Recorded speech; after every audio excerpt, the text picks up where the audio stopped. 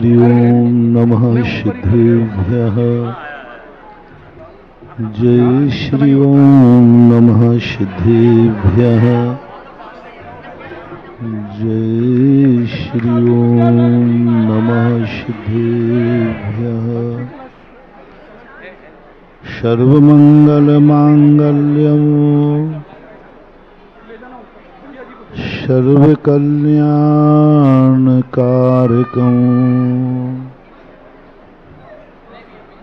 प्रधानं सर्वधर्माणां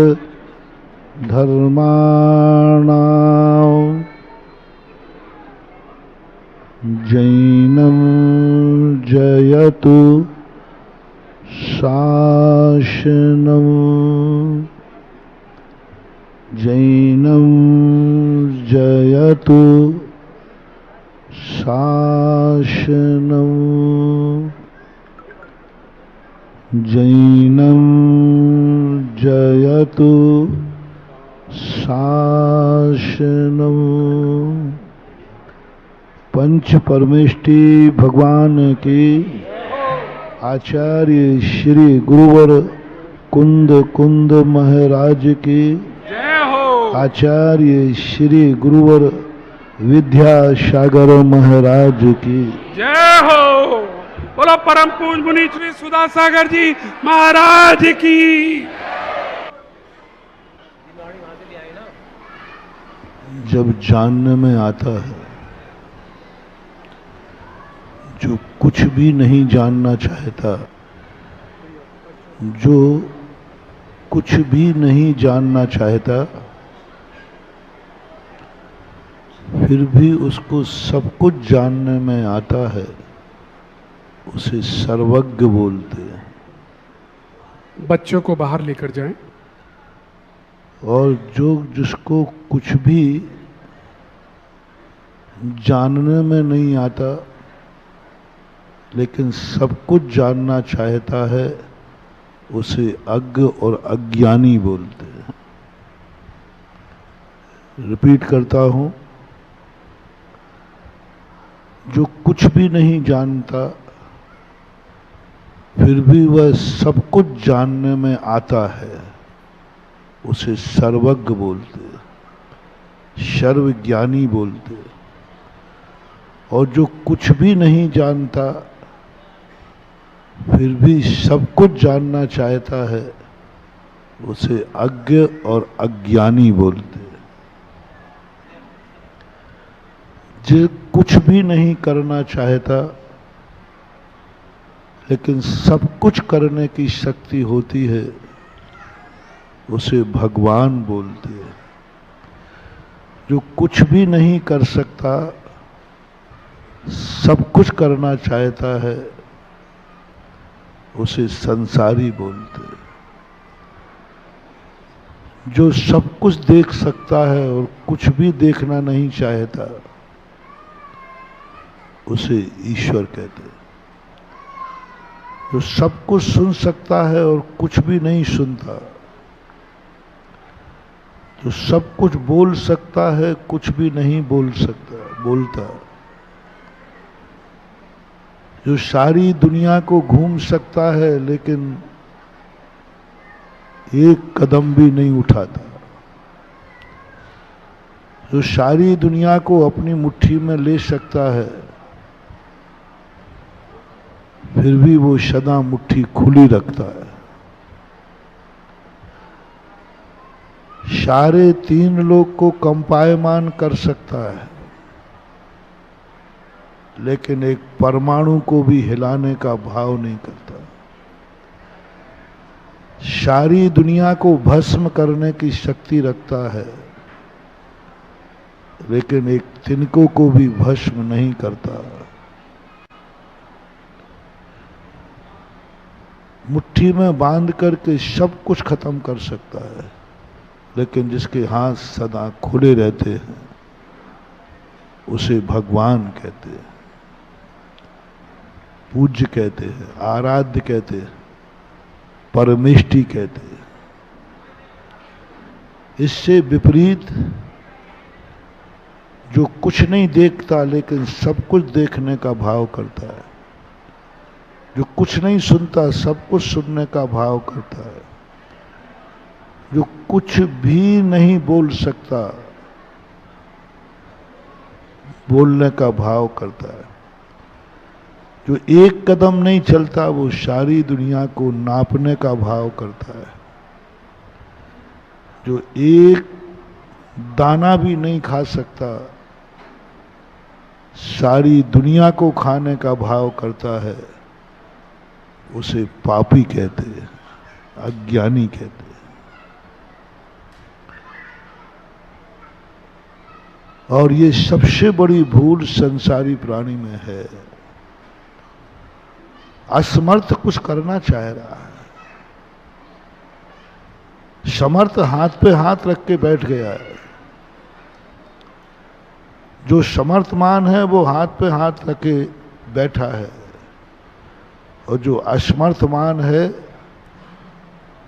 जिनके हाथ ही नहीं है, वो सारी दुनिया को मुट्ठी में बांधने का प्रयास करता है। जो सारी दुनिया को मिटा सकता है लेकिन मिटाने का भाव छोड़ दिया है, जो एक मच्छर को भी नहीं मिटा सकता, वो सारी दुनिया को मिटाने का भाव कर रहा है। हमारे शास्त्रों में ये सबसे बड़ा पाप होता है। पाप वह बड़ा नहीं है जो तुम कर बैठते हो, पाप सबसे बड़ा वह है तुम कर नहीं पाते हो फिर भी करने का भाव करते हो। एक व्यक्ति हिंसा करेगा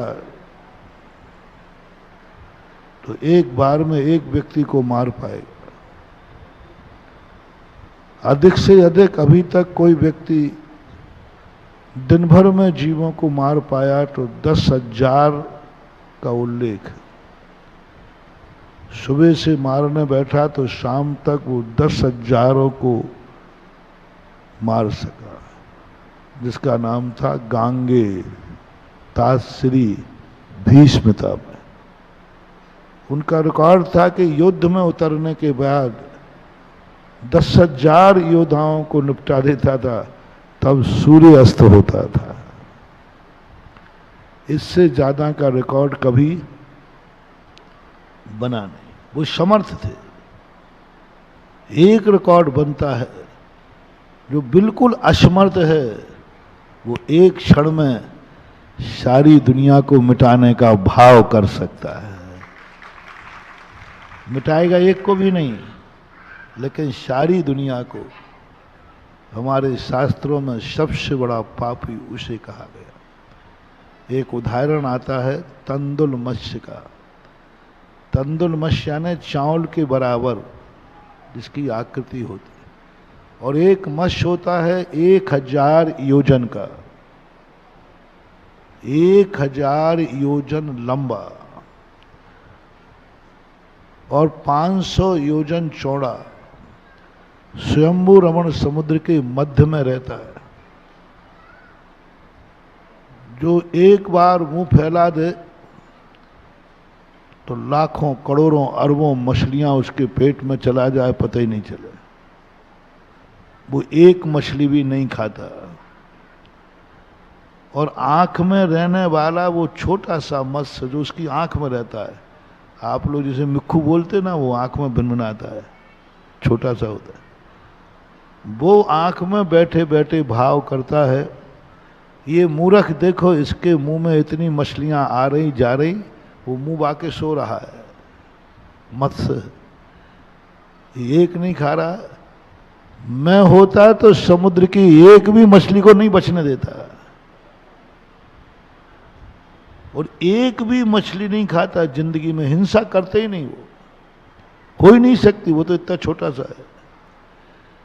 लेकिन इतना भाव करता है कि इसके स्थान पर मैं होता तो समुद्र की एक भी मछली, उसी इतने परिणाम मात्र से वो 7 नरक की आयु का बंद कर लेता है, चावल के बराबर। तो कौन हुआ सबसे बड़ा पाप? क्योंकि मगरमच्छ वो मत्स्य जो है खाएगा भी तो उतना ही तो खाएगा जितना पेट में बनेगी, उतना ही तो मारेगा जितना मुंह में। लेकिन इस छोटे से मत्स्य ने कितनी मार डाली, पूरे समुद्र की मछलियां एक परिणाम में मार डाली, एक क्षण। तो दोनों में सबसे बड़ा पापी कौन है? बहुत बड़ा मोटिवेशन। सबसे बड़ा जीव व्यक्ति पाप वह नहीं कर रहा है जो वो कर रहा है, वो उतना बड़ा पाप नहीं है।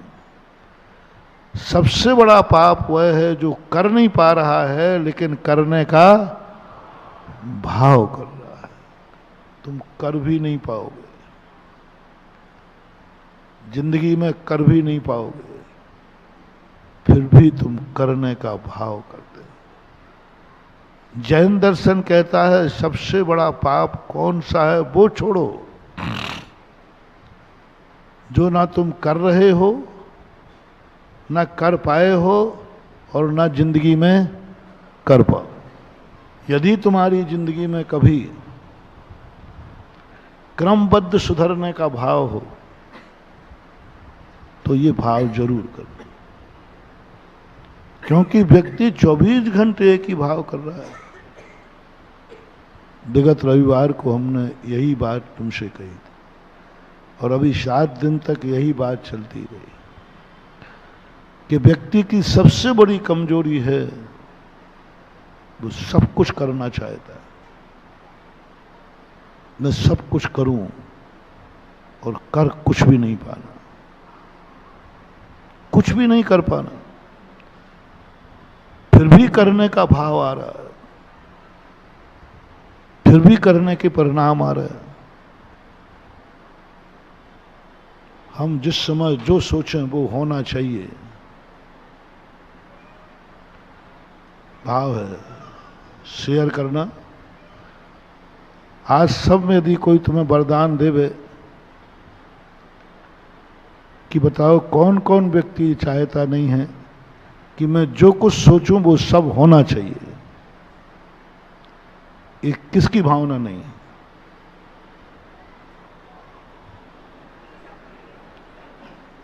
मैं जो कुछ सोचूं वो सब होना चाहिए, ये किसकी भावना नहीं है? कोई हाथ उठा रहा? कोई नहीं उठाएगा। मेरे से भी मत उठवाना क्योंकि ये जिंदगी का सबसे बड़ा वीक पॉइंट है अपना। बस यहीं से हमारी जिंदगी का विनाश होता है। जब जब हमारे मन में ये भाव आवे, महानुभाव हम और आप कोई भी हो, कि मैं जो सोचूं वह हो जाए, बस समझ लेना आपका डाउनफॉल चालू है, आपका पतन चालू है, आपका विनाश चालू है। अब शगुन हो गया। निश्चित समझना, कोई दुनिया की ताकत नहीं। आप ऊंचाई से गिरने वाले हैं, आप ऊंच से नीच बनने वाले हैं।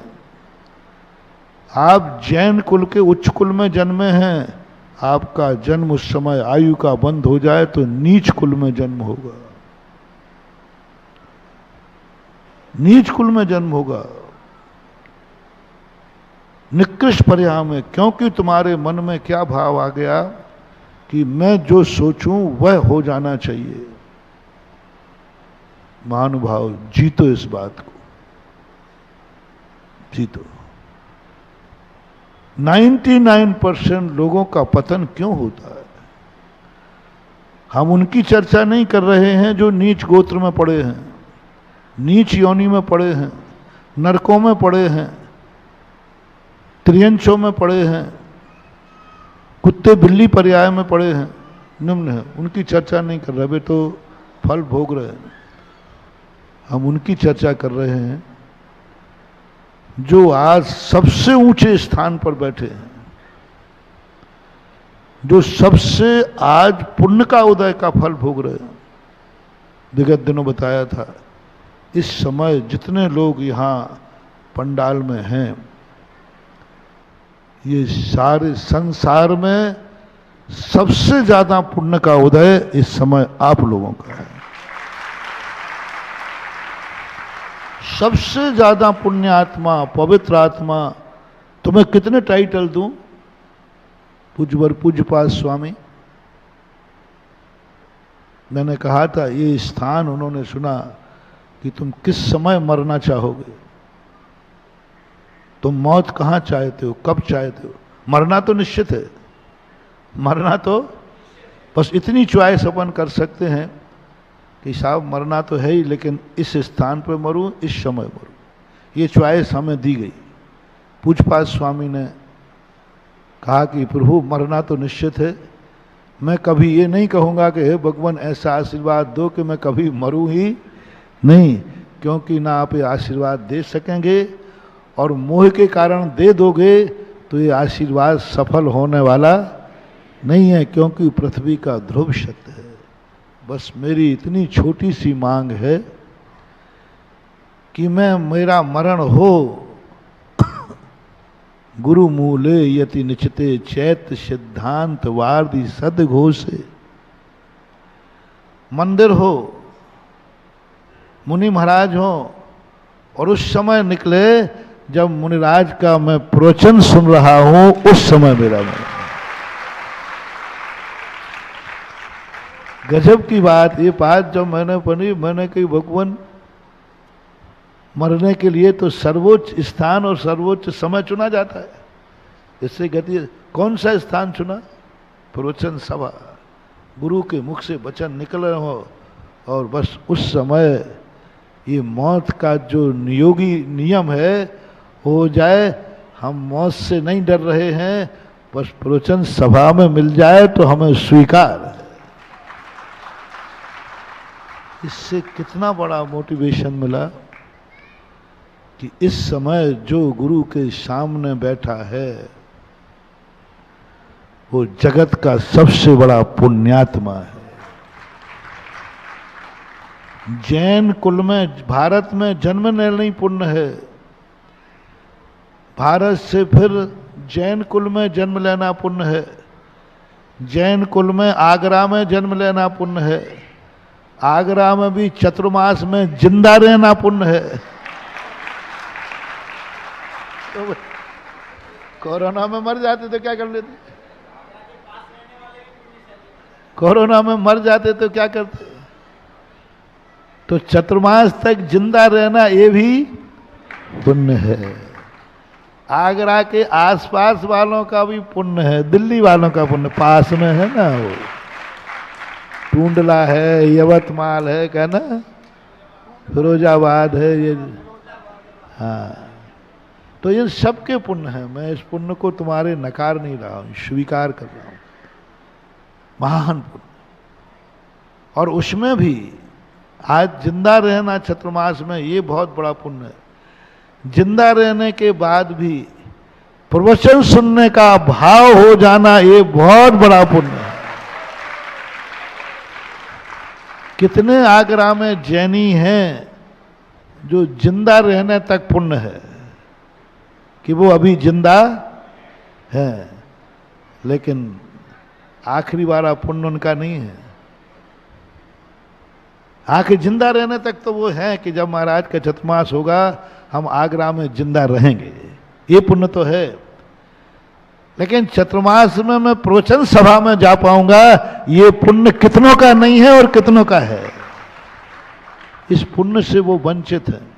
कारण कुछ भी हो सकता है, परिस्थितियां हो सकती हैं, बीमारी हो सकती है, प्रमाद हो सकता है, रुचि का अभाव हो सकता है, मेरा प्रवचन सुनने में मन नहीं लगता, रुचि नहीं है, XYZ कोई भी कारण हो सकता है। तुम कोई भी कारण कर लेना, सिद्धांत तो एक ही बात कहता है, तुम्हारा पुण्य ही नहीं है, तुम इस लायक ही नहीं हो कि तुम प्रवचन सभा में झुनका करके प्रवचन सुन लो। कर्म सिद्धांत तो एक ही बात कहता है।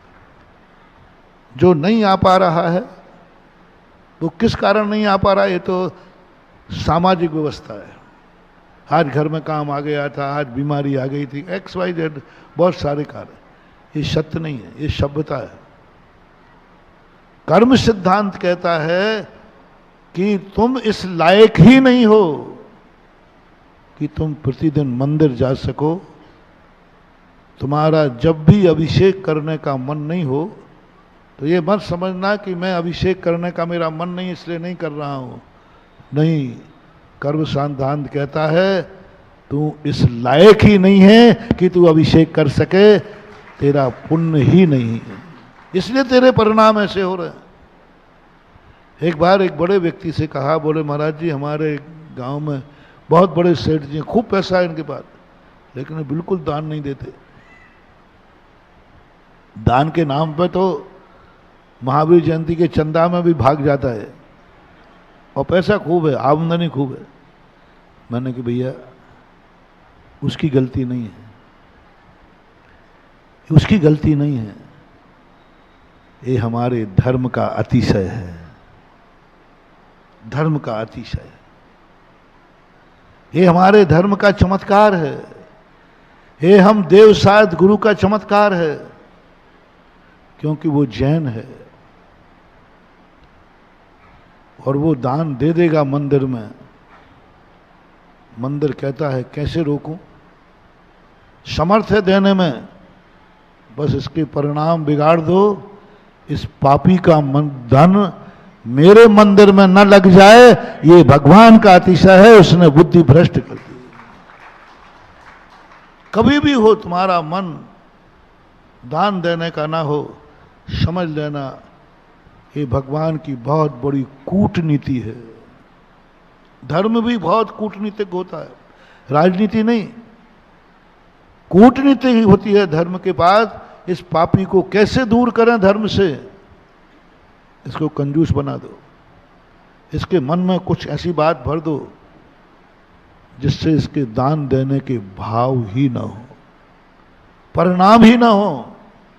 ये धर्म का अतिशय कहलाता है। तुम जब मंदिर आने का भाव नहीं करते हो, नहीं होता महाराज मेरे मंदिर आने का मन, नहीं होता मेरा मन कि मैं अभिषेक करूं, मैं तुम्हें दोष बिल्कुल नहीं दूंगा। कर्म सिद्धांत कहता है कि धर्म का अतिशय है।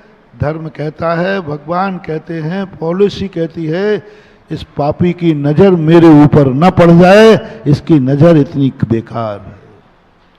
अभव्य को समोषण में रोक दिया जी, क्या फर्क पड़ता था भगवान का? अभव्य दर्शन कर लेता तो, अभव्य दर्शन कर लेता तो क्या फर्क पड़ता है? समोषण तक पहुंच गया, 8 परकोटे पार कर गया। भगवान इतने अंदर थे जैसे कि अपने पंडाल के बाहर, थोड़े से 10 कदम बाद भगवान बैठे थे, दिख जाते, सारी सीमा बांध दी। नहीं, क्यों? एक दृष्टि अशुद्ध करती है। अशुद्धि एक छूने से होती है, अशुद्धि एक किसी के स्पर्श करने से होती है, एक अशुद्धि होती है नेत्र अशुद्धि। नेत्र से भी शोषण होता है, जिसे दृष्टि शोषण बोलते हैं। दृष्टि बुरी होती है, दृष्टि से नजर लगती है, दृष्टि से अशुद्ध होता है, दृष्टि से शोषण होता है। कानून में आया कि इसने दृष्टि शोषण किया है, इसने बुरी नजर से देखा है उसको, तो मैंने इसको छुआ तो नहीं है, नहीं छुआ, लेकिन आपने दृष्टि से छुआ है, अशुद्धि होती है। और दृष्टि अशुद्धि इतनी खतरनाक है महानुभाव कि त्रिलोकीनाथ भगवान को भी अशुद्ध कर दे, भगवान को अशुद्ध कर दे।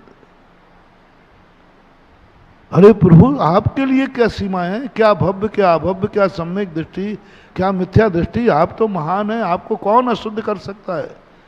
क्यों इस पापी को रोका जा रहा है? क्यों अभव्य कूट बनाया गया? मैंने इस संबंध में बहुत भारी चिंतन किया।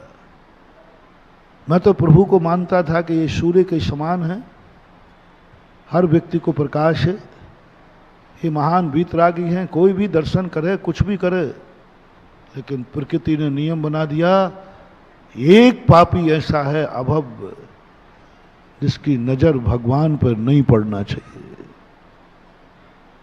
नजर नहीं पड़ा। अरे वो अंधा हो तो हो जाए, उसको दिखे या ना दिखे वो बात अलग है। भगवान के पास जाकर वो भगवान का तेज सहन नहीं कर पाता, वो अंधा हो जाएगा। ये मैंने आगम में नहीं पढ़ा, ये आप लोग कहते हैं आगम में नहीं। ऐसा कहते हैं कि अभव्य जाके मन वहां जाएगा, भगवान के तेज के सामने चकाचौंध हो जाएगी, वो अंधा हो जाएगा। ये हमने सिद्धांत में नहीं पढ़ा, आगम में नहीं पढ़ा। ये जरूर पढ़ा कि अभव्य की दृष्टि भगवान पर नहीं पड़ना चाहिए, भगवान का दर्शन नहीं होते। क्यों? क्या भगवान अशुद्ध हो जाएंगे? हाँ, हो जाएंगे, क्योंकि एक ऐसा पापी है जिसका कल्याण कभी होना ही नहीं।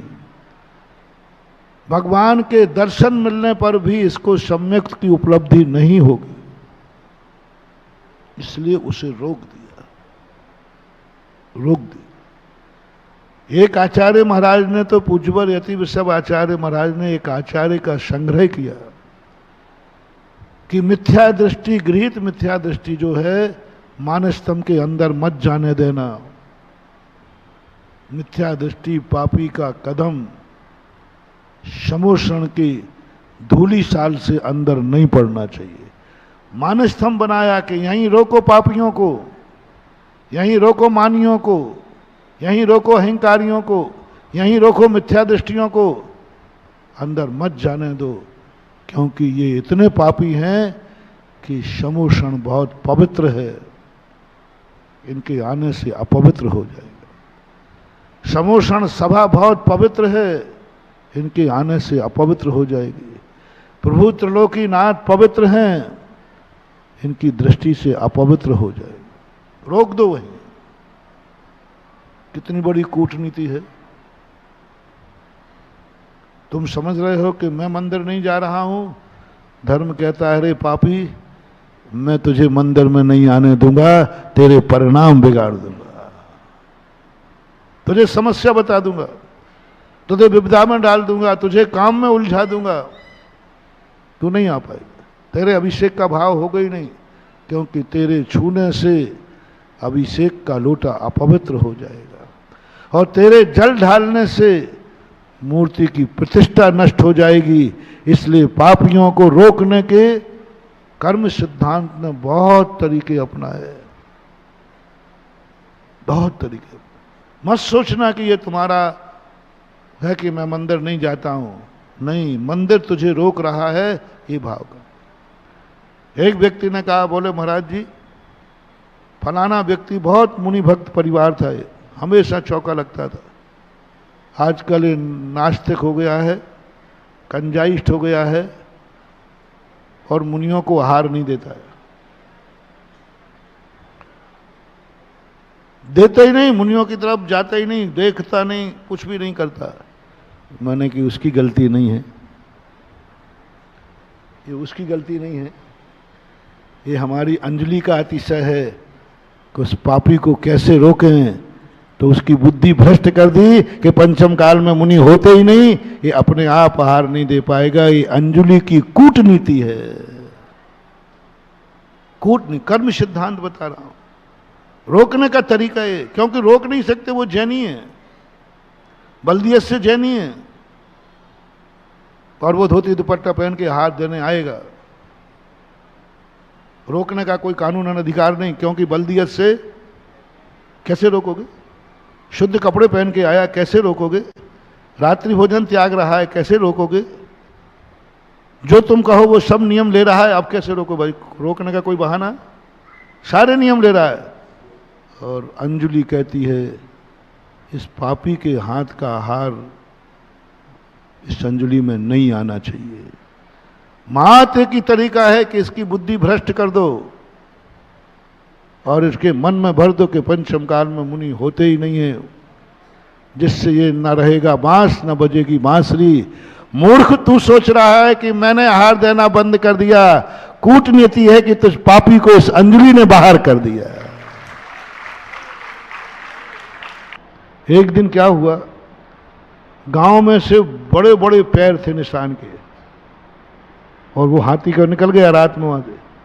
उन लोगों ने कभी हाथी देखा नहीं था, तो उनका इतने बड़े बड़े पैर किसके हैं? बोले चलो लाल भुजक्कड़ से पूछते हैं। लाल भुजक्कड़ ने आके देखा तो उसके बाप ने नहीं देखा था कभी, और ये कहते हैं कि मुझे पता नहीं काय के पैर हैं। तो ये लोग सब कहेंगे ये अज्ञानी है। तो ज्ञानी क्या कहता है, अरे मूर्खो इतना नहीं जानते तुम। बोले साहब लाल भुजक्कड़ जी क्या बात है? बोले हिरण देखा है? हिरण? बोले हाँ देखा है। चक्की देखी? चक्की का पार्ट, हाथी का पैर वैसा होता है। अरे मूर्खो, पैर में चक्की बांधकर हिन्ना कूदो होए, लाल भुजक्कड़ जान के और न जाने को। रात में हिरण ने अपने पैर में चक्की का पार्ट बांधा है, वो कूद गया है। सबने कहा वाह वाह वाह वाह, जैसे तालियां बजा दी ना। ओहो, अहंकारी व्यक्ति कभी ये नहीं कहेगा कि मुझे इसका जवाब मालूम। उसने भी कहा नहीं कहा, अरे नहीं नहीं मैं तेरे से क्या जवाब दूंगा, मैं बहुत बड़ा आदमी हूं। बड़े आदमी छोटों से संवाद नहीं करते हैं। मैं चल तेरे महावीर से ही बात करूंगा, उन्हीं को बताऊंगा कि क्या होते हैं ये। प्रवचन करने बैठ गया सभा में, और श्रोताओं की जिज्ञासाओं का समाधान नहीं कर पाता। वहीं बताऊंगा क्यों सभा में बैठते हो जब पता नहीं है। तो अंधा क्या चाहे, दो आंखें। सोधर्म के तो बात बन गई। चले तो सही, उसको अपने महावीर पर विश्वास था। एक बार इस आभा मंडल में आ जाए, एक बार इस मानस्तंभ की छाया में आ जाए, बस सब काम हो जाएगा। लड़ने आया था, जैसे ही मानस्तंभ देखा, सुनना महानुभाव, आपके लिए मोटिवेशन दे रहा हूं। तुम्हारा मन जो कह रहा है नहीं मैं कहीं नहीं जाऊंगा, मेरा कुछ नहीं, सब विपरीत है, दौड़ो, जैसे बने तैसे आओ। जैसे ही मानस्तंभ पे आया वो रुक गया। देवराज कहते साहब आप यहां क्यों रुक गए? बोलो रुको, मुझे यहीं देख करके ऐसे लग रहा है कि मैं कहीं गलती में हूं। मेरे अंदर कंपायमान हो रहा है, मेरी बुद्धि में कुछ झटका लग रहा है, मैं कुछ गलत हूं, ये सही है। तेरी प्रतिमा इतनी सुंदर, तू कितना सुंदर होगा।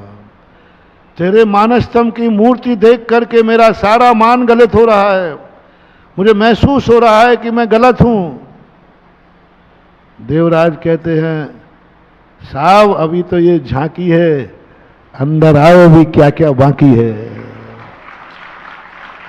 आप अंदर तो पधारिए, ये तो मूर्ति है, ये तो मानस्तंभ है। जैसे जैसे कदम आगे बढ़ता रहा और जैसे ही भगवान पर दृष्टि पड़ी, तैसे ही मिथ्यात्व गलित होकर दिगंबर दीक्षा धारण कर ली। लड़ने आया था और लाडला बन गया, गणधर परमेष्टि बन गए। प्रथम गणधर इंद्रभूति, किसका प्रताप। कितनी बुरी हालत में आया था, कितने अहंकार में आया था, कितनी मुश्किल में आया था। ऐसे ही चिंता मत करो रे, ये उदाहरण तुम्हारे लिए दे रहा हूं।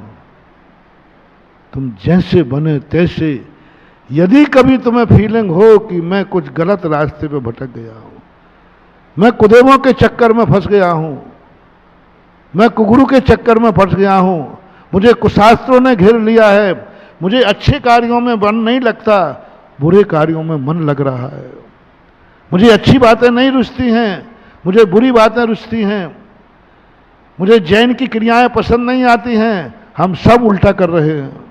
बस कुछ नहीं करना, जैसे मैंने दौड़ करके जहां मुनिराज बैठे हों उनकी सभा में जाके बैठ जाना, भाई बैठ जाना, बैठ जाना, कभी प्रैक्टिकल करना। अच्छे अच्छे पापी इस सभा से लौटने के बाद पुण्यात्मा बन के देखे हैं। प्रवचन बदल जाएगा। 96 की घटना है जयपुर की। प्रवचन एकाएक किसी दूसरे विषय पे चल रहा था और बीच में ही प्रवचन बदल गया। मैं स्तब्ध रहेगा कि प्रवचन का विषय कैसे बदला। सामान्य कोई विषय चल रहा था, एकदम मोड़ ले लिया और एकदम ऐसा मुड़ा कि मैं भी आश्चर्यचकित। और जो प्रवचन की श्रृंखला चल रही थी वो लाइन ही भूल गया। मैं ध्यान में नहीं आ रहा कि मैंने शुरुआत कहाँ थी। अक्सर कर प्रवचन को सेटिंग रहती है ना कि पहला वाक्य बोला, समापन करना है। मैं भूल गया, मुझे याद ही नहीं आ रहा मैं प्रवचन कहाँ शुरू किया था। आधा प्रवचन गायब हो गया मेमोरी में से और नया प्रवचन चालू हो गया। अब मैं स्तब्ध, बोलते बोलते मैंने 10 बार टेंशन किया कि जो प्रवचन मैंने दिया वो कहीं से आया ही नहीं। मैंने कि आज क्या बात है। वो प्रवचन बदल गया, गर्भपात के ऊपर प्रवचन चला गया, एवर्सन के ऊपर। अनायास प्रवचन खत्म होते ही एक दंपति रोते हुए आ गए। पूरी कहानी सुनो। बोले महाराज हमारा डॉक्टर से टाइम लिया था गर्भपात कराने का। बात इतनी हुई कि जो टाइम था डॉक्टर लेट आया तो हमने सोचा कि चलो, बाजू में अस्पताल है, वो नारायण सर्कल है ना, भट्टर बाजू में था डॉक्टर उसका। तो बोले चलो जब तक प्रवचन सुन लेते हैं, जब तक प्रवचन सुन लेते हैं, जब तक डॉक्टर आएगा। प्रवचन चल ही रहा है। अब देखो, पाप करने वाला, गर्भपात कराने जाने वाले का मन प्रवचन सुनने का हो गया। उसके मन ने भी कहा कि चलो प्रवचन सुन लेते हैं। प्रवचन में आके पीछे बैठ गए और जो गर्भ में जो बालक था उसके पुण्य ने हमारे दिमाग को बदल दिया, प्रवचन को बदल दिया, उसके पुण्य ने। और मां बाप से एक बेटे की हत्या का पाप उनके गले नहीं था, उनका भी पुण्य था। प्रवचन पूरा बदल दिया और प्रवचन होकर के वो इस तरीके से रोते आए। बोले महाराज जी मैं इसकी हत्या कराने के लिए टाइम ले चुका हूं, फीस दे चुका हूं, टाइम लिया था। मैंने कि अब क्या? बोले आपके प्रवचन ने तो हमें कसाई होने से बचा दिया। मैं तो कसाई से गए बीता था, कसाई तो पशुओं को काटता है, मैं तो बेटे को कटवाने वाला था। कसाई तो ककरे को काट कर खा लेता है, मैं तो बेटे को कटवा करके नाली में फेंकवा देता। जब मैंने प्रवचन दिया ऐसे शब्द निकले कि जो मैं सोच रहा कि ये शब्द क्यों निकल रहे हैं। महानुभाव, कसाई 2 काम करता है, पशु को काटता है और काट करके बोलो पेट भरता है, वो कसाई है। लेकिन यहां मम्मी पापा दोनों डॉक्टर को सुपारी देते हैं, सुपारी यानी फीस, अपने बेटे की सुपारी दे करके उसके टुकड़े टुकड़े कराते हैं और गर्भपात के टुकड़े कहां फेंक दिए जाते हैं? नाली में फेंक दिए जाते। क्या ये कसाई है कि कसाई से बहुत बड़ा है? अरे वो बूचड़ खानों का कसाई है। उन बूचड़ खाने खुलते हैं तब हम हंगामा खड़ा करते हैं। बूचड़ खाने खुलते जब हंगामा खड़ा करते, बूचड़ खाना नहीं करना है। और ये घर घर के जो बूचड़ खाने हैं इसको कौन बंद कराएगा? कितने जैनियों में घर घर के बूचड़ खाने जिनमें पशु नहीं कटते हैं, कसाई नहीं काटते हैं, माँ बाप अपने बेटे को सुपारी दे करके कटवा करके नाली में फेंकवा देते हैं। इससे बड़ा पापी संसार में कौन होगा? बोलो, इससे बड़ा पापी कौन होगा? खुद मां बाप। और किसको? शरणागत को, शरण में आए हुए बालक को। शरण में आए हुए बालक को तो हमारे भारत में ये व्यवहार नहीं किया जाता। शरण में आए हुए बालक, वो भी मां बाप मानकर, तुम्हें सब कुछ मानकर आया, उसको भी तुम डॉक्टर को सुपारी दे करके कौन बनवाते हो? तुमसे बड़ा कोई कसाई नहीं है। उस दिन का प्रवचन की लाइनें सुना रहा हूं, शायद उस दिन की लाइनें आज कोई यहां बैठा हो इसलिए पलट गया हो, और या जो नहीं करने की मन बनाए हो उनके मन पलट गए हों, और जिन्होंने कराए हों उनके पश्चाताप में आ जाए। आ जाओ, बहुत बड़ा कसाई वो है। और अनवैलिड नहीं, वैलिड हो, तुम दंपति हो, बच्चा पैदा हो जाएगा तो कोई तुम्हारे लज्जा नहीं है, कोई अपवाद नहीं है, कोई केट केस नहीं चलेगा, कोई मुंह काला नहीं होगा, आप दंपति है। सबसे बड़ा पापी वह है जो दंपति होकर के गर्भपात कराता है। चलो किसी ने अनैतिक संबंध हो गए तो उसने काला मुंह बचाने के लिए गर्भपात करा दिया। उसके पास कारण था कि हम जिंदा नहीं रह पाते, मेरे से एक पाप हो गया। मैं उन पापियों की बात कर रहा हूं जो दंपति हैं, वैलिड हैं, बच्चे को जन्म देने से उनका मुंह काला होने वाला नहीं है। वो दंपति जब बच्चे का गर्भपात कराते हैं, महानुभाव, क्या करेगा मांसाहारी, कहां टिकता है? जिंदगी भर पशुओं को मार कर खाने वाला माफी के योग्य है, लेकिन अपने ही बेटे को दंपति माँ बाप मिलकर के मरवाते हैं। यह पापी, यह कसाई कहीं भी माफी के योग्य नहीं है। सबसे बड़ा कसाई है वो। बोलो, कड़वा सत्य है क्या? इस कसाई पाने से, इस पाप से जैन समाज बची है? आज सबसे ज्यादा भ्रूण हत्या यदि होती हैं तो जैनियों में होती हैं। कन्या भ्रूण हत्या सबसे ज्यादा जैनियों में होती है। मेरे पास प्रमाण पत्र है। संसार की सारी जातियों का कन्याओं का बैलेंस किससे बिगड़ा है? हर जाति में सबसे ज्यादा, पूरा पेपर में आया था, किस जाति में कन्याएं कितनी कम हैं, पुरुष कितने ज्यादा है। 800 का 1000, 1000 पुरुषों पर 800 कन्याएं हैं। बोलो, कन्याएं कहां गई? 200 कहां गई? 200 कन्याएं। हर जाति का 50, 100 का सबसे ज्यादा जैन जाति का है, क्योंकि जैन जाति के पास पैसा है और डॉक्टर पैसों में बिक जाते हैं। कानून बंधन हो, 5000 नहीं 50,000 लो। सबसे ज्यादा जैनियों में भ्रूण हत्या हो रही। 1000 पुरुषों पर जब जन्म लेते हैं तब 200 कन्याएं टुकड़े करके नाली में फेंक दी जाती हैं जैनियों के घर में। यह है घर घर का बूचड़ खाना। 2 के अलावा किसी को पता नहीं है। सास ससुर को पता हो, मुझे पता नहीं। 2 लोग मिलकर के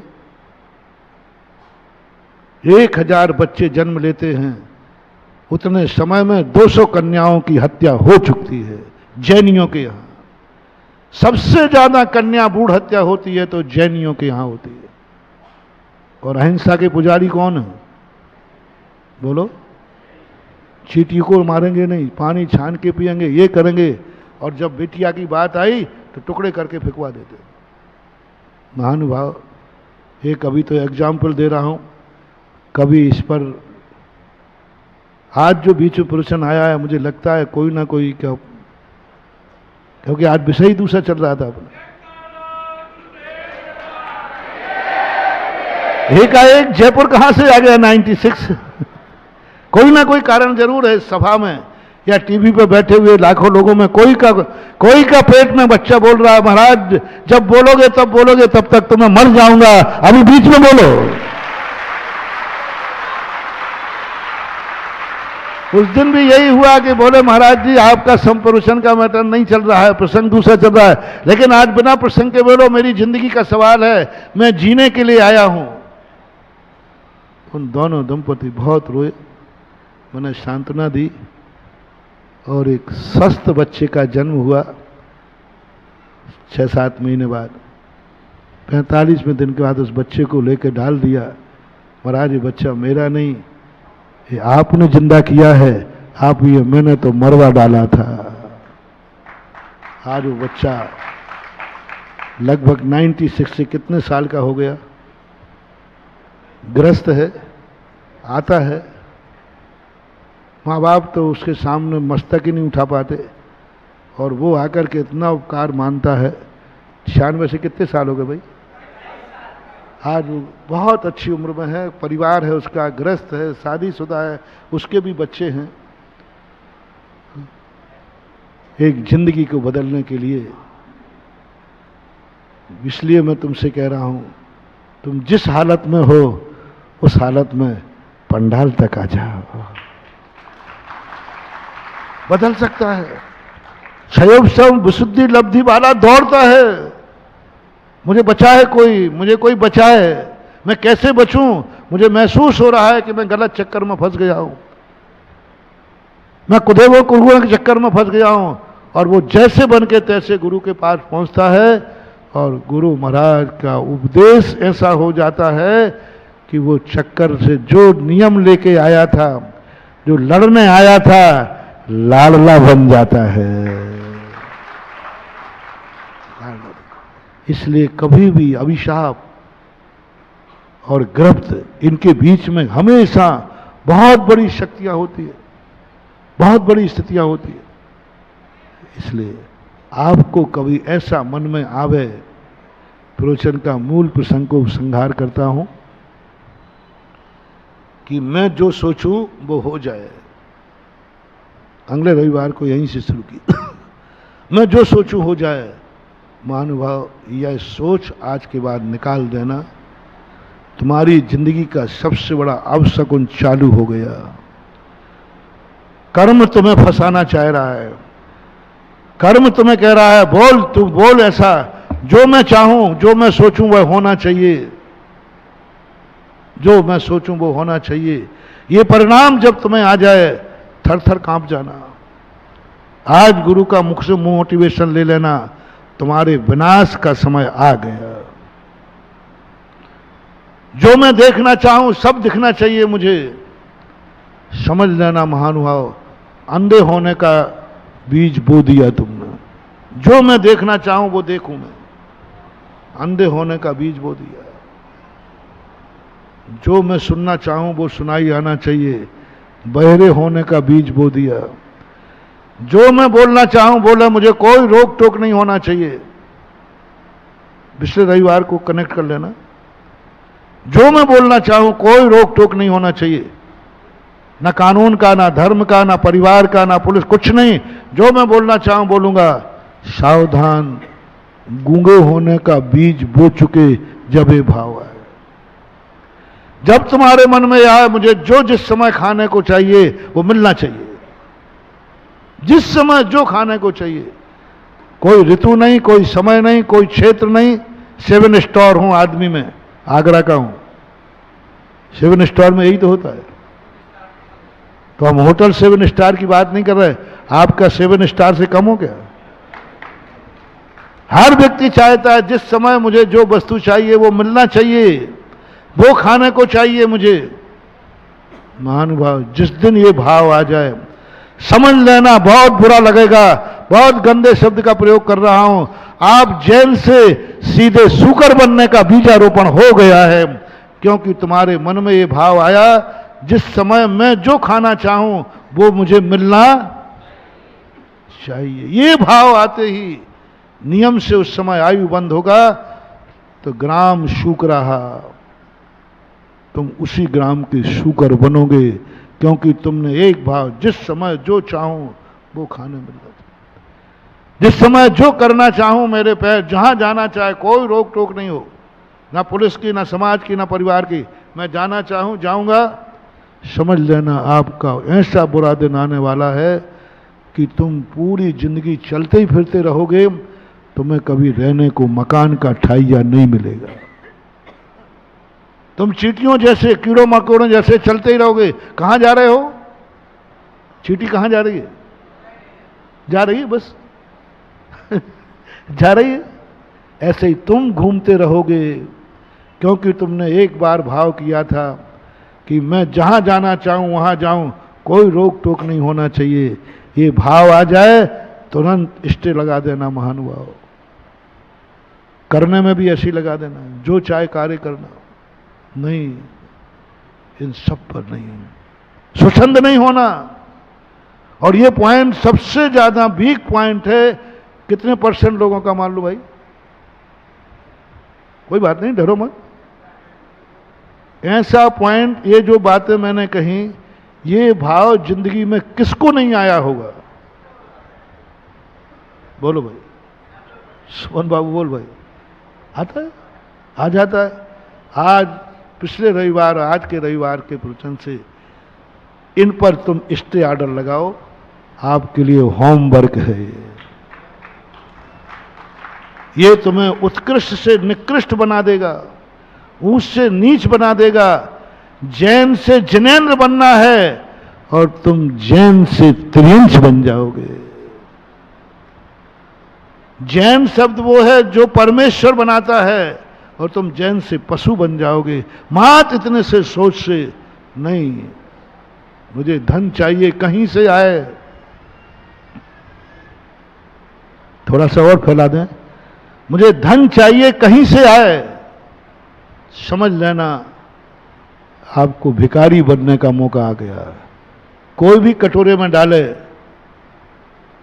कोई भी कटोरे में डाले, कटोरे में आना चाहिए, क्योंकि तुमने एक बार भाव था। कहीं से आए, कैसे आए, धन आना चाहिए। कैसे आएगा वो कोई मतलब नहीं है।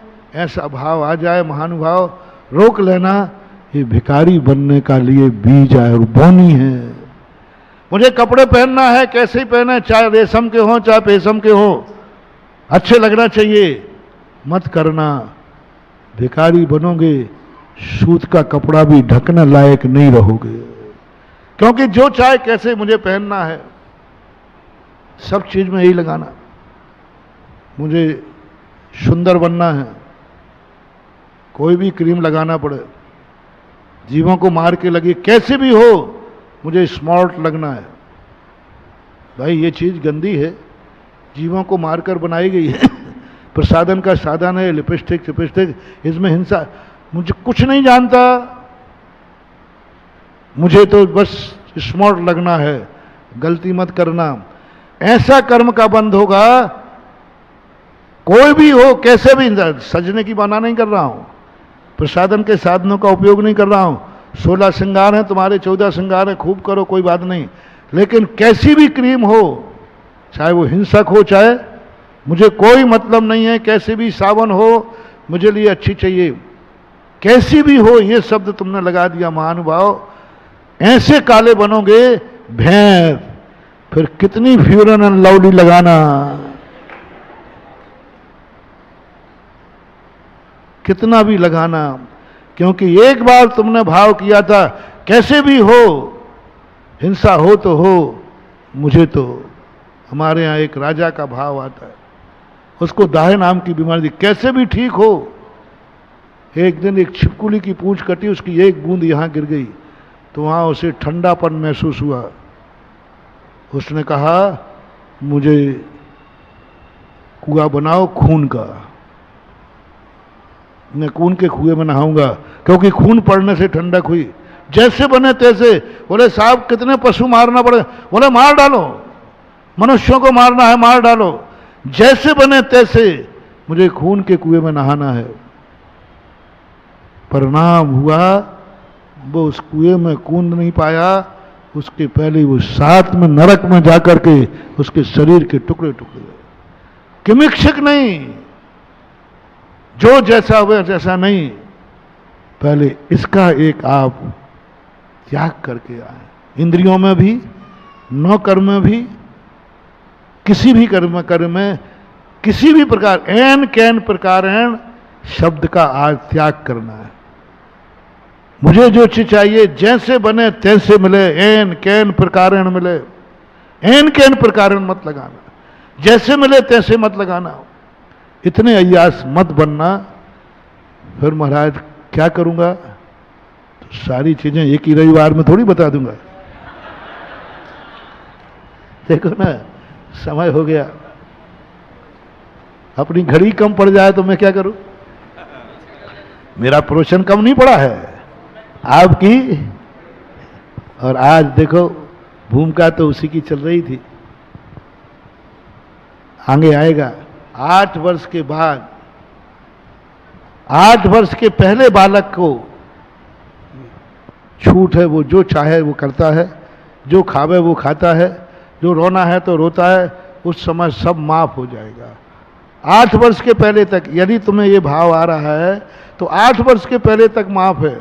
8 वर्ष के बाद पूज्यवर जिनसेन स्वामी कहते हैं बालक को अब कहो, वो जो करेगा वो नहीं, अब माता पिता का काम है सम्यक तो लाभ क्रिया। बताऊंगा कभी।